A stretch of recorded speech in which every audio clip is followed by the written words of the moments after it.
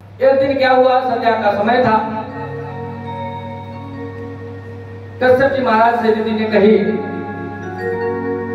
संध्या के समय में कामातुर हुए। कश्यप जी महाराज से विनती के काम में इतना अंधे हो गए। कश्यप जी महाराज ध्यान में लगे हुए थे। कश्यप जी महाराज ने कहा कि यह संध्या का समय है, इस समय में मैथुन करना, काम को बढ़ाना, राक्षसों को न्योता देना है, बुलावा देना है। और जितना काम बस वही संध्या कालीन में कश्यप जी महाराज को ध्यान से उठा दी, ध्यान तोड़वा दिया और कश्यप जी महाराज ने समागम किया, जिसमें से गर्भधारण हुआ दीदी का। और जब गर्भधारण हुआ उसी समय से उत्पात होने लगे।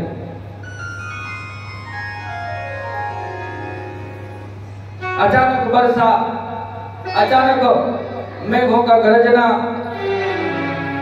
जुआ खेलने वाले शराबी लोग, मटन मच्छी खाने वाले लोग, नास्तिक लोग बढ़ने लगे। दिन में ही सियार, ज्याला मराठीत कोल्हा म्हणते, कोल्हा कोल्हा समजते ना, कुत्र्यासारखा राहिले जंगलामध्ये नाही, तर ते दिवसानं कधी बोंबलत नसते, ते रात्रीनं जास्त बोंबलते ते। हा बोंबलते नाही, ऐकले का कधी तुम्ही?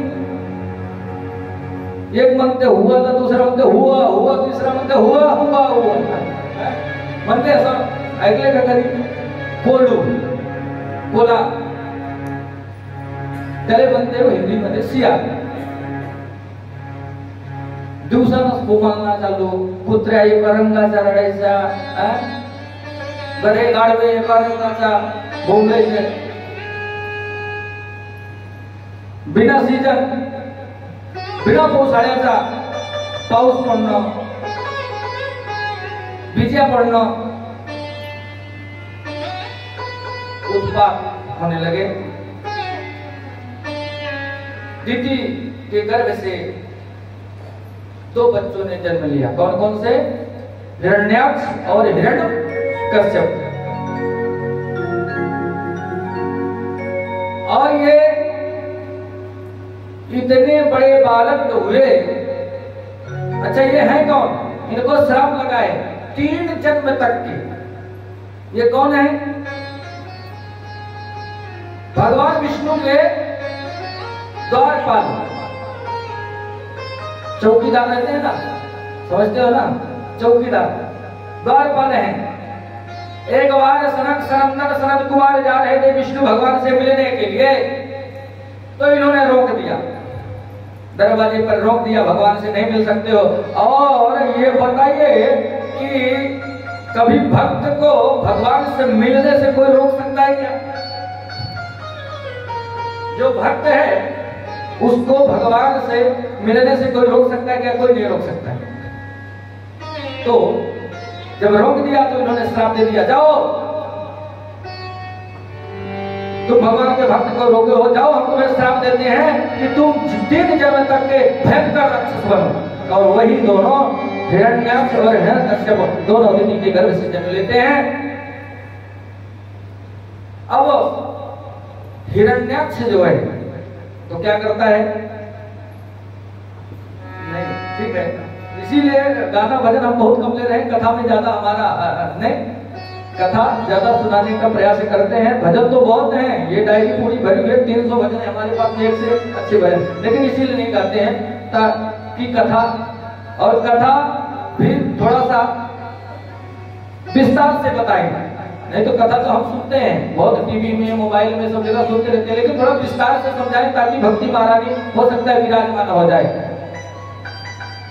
तो जब जन्म हुआ, राक्षस प्रवृत्ति बढ़ी, और ये जो हिरण्याक्ष है तो पूरे त्रिलोकी में भ्रमण करता है, ऋषि मुनियों को, संतों को त्रास देता है, देवताओं को परेशान करता है, कुबेर देवता को परेशान करता है, सबको हरा दिया।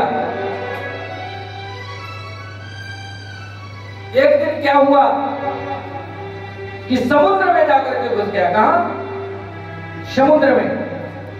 और वहां पर जोर जोर से पैर पटकने लगा, हाथ पटकने लगा, जिसमें से समुद्र में रहने वाले जीव जंतु मरने लगे।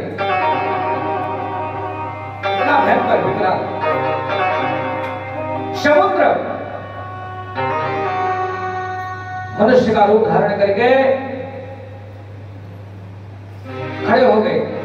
तब समुद्र से कहता है कि तुम मेरे से युद्ध करो। समुद्र ने कहा कि मैं तुमसे युद्ध नहीं कर सकता हूं, मेरे में सामर्थ्यता नहीं तुम्हारे से युद्ध करने के लिए। किसी न किसी दिन तुमसे लड़ने वाला, तुमसे युद्ध करने वाला किसी न किसी दिन भगवान जरूर आएगा। इसने क्या किया कि एक दिन पृथ्वी को लेकर के पूरा जलाशय में पहुंच गया। कहां पर पहुंच गया? पाताल में, पृथ्वी को लेकर के।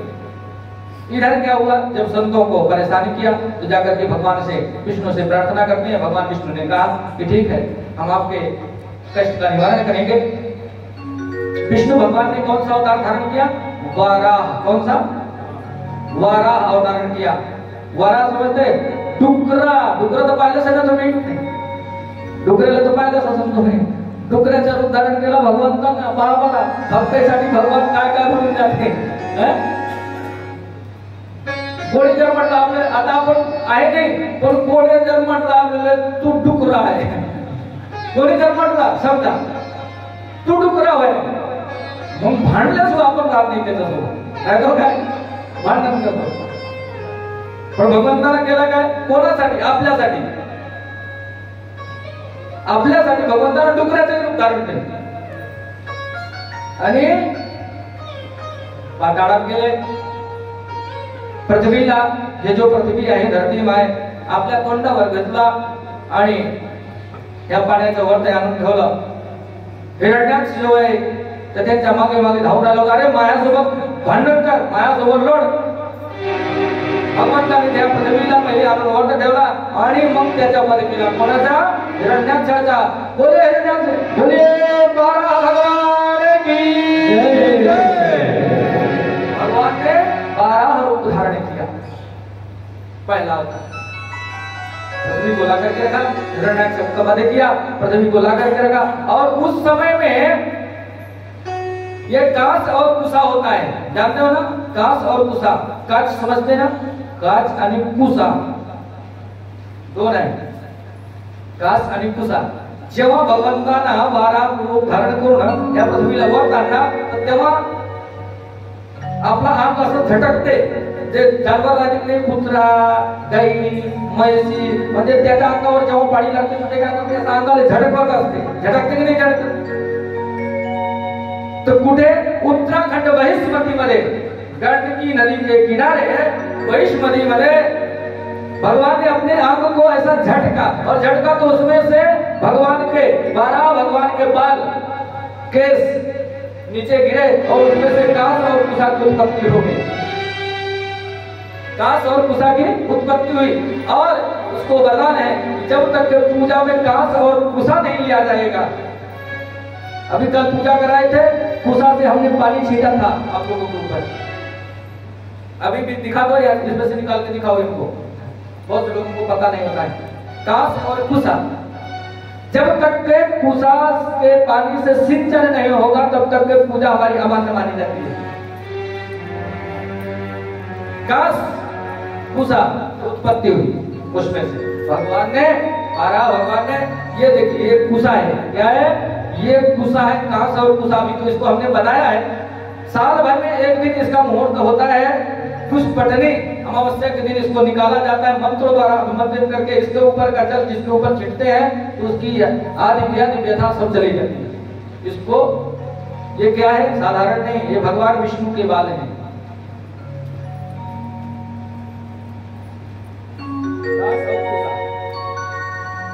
बड़ा ही पवित्र चीज है. यहाँ पर भगवान ने हिरण्याक्ष का वध किया है. और थोड़ा सा कथा और बताएंगे? बता दें, तो हो गया है.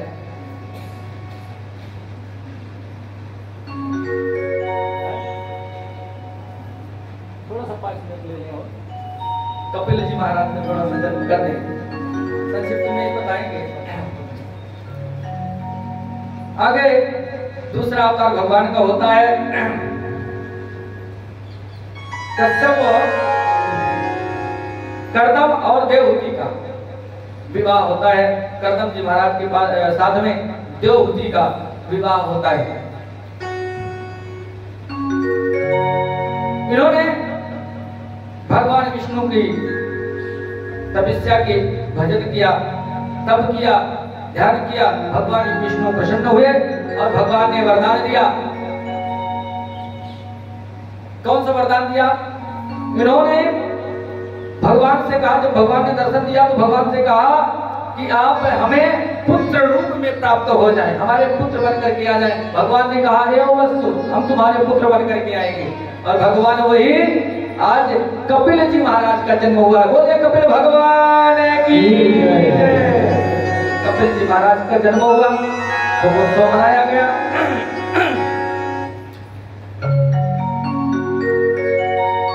कर्दम जी महाराज ने कहा था ये मनु पुत्री है। किसकी पुत्री है?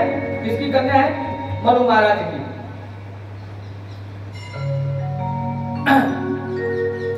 मनु महाराज से कर्दम जी महाराज ने कहा था कि जब मेरे एक पुत्र होगा तभी मैं गृहस्थ आश्रम को छोड़ करके चला जाऊंगा, भगवान का भजन करूंगा। ठीक है।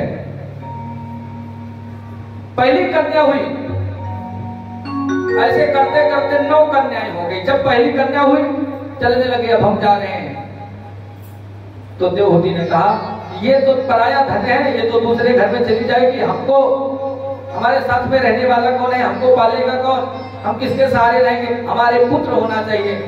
तो ऐसा करते करते 9 कन्याएं हुई। कितनी कन्याएं हुई हैं?